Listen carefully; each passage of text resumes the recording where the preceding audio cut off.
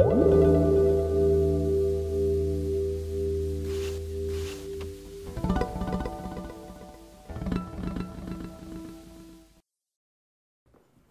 I'm from Calix, Nitin Apte. I'm going to talk to you today about our technology for corrosion protection of sewer assets using what is called as MHL spray. Calix, we like to do things very easy. What we do in Calix is we basically make mineral popcorn. That's right, mineral popcorn.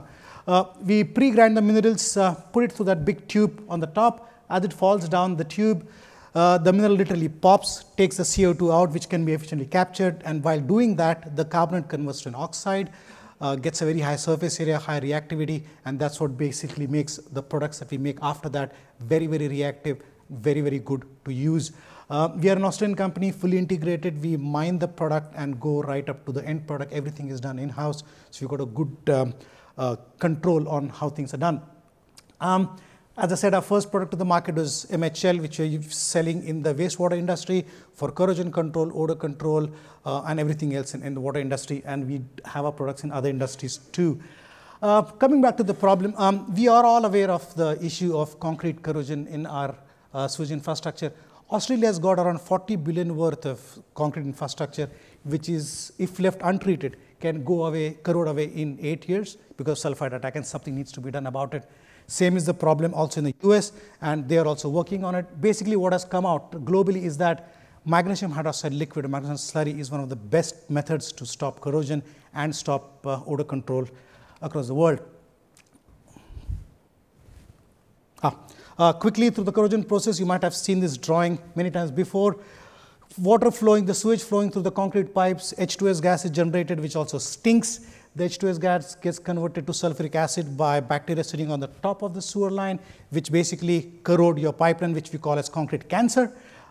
This has been increasing for the order of magnitude for the last 2 decades, basically because of our pollution norms, but we stopped putting acids, basically poisons, down the sewer or industrial waste. So the problem is increasing.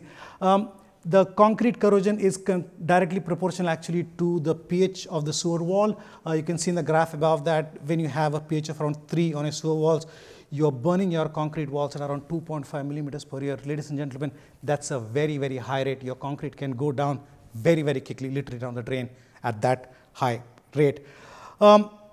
Now, in Australia, the people are aware of the SCORE project, which was undertaken by the University of Queensland and Newcastle. They did a lot of research on concrete corrosion, and basically what came out of that was the H2S that is released and the microbial activity are the main sources of corrosion in our concrete sewers.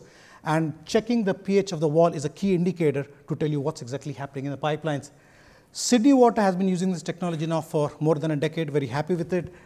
Some things at the bottom there which tells you what's happening in Sydney Water. So basically the sewers are being protected.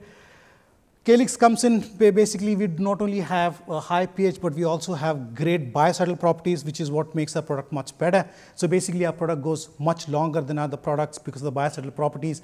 There's a graph down there, don't want to go into the details of that, but if you meet me later, if you're interested in that, we can talk about that graph. That basically tells you the biocidal properties of our product.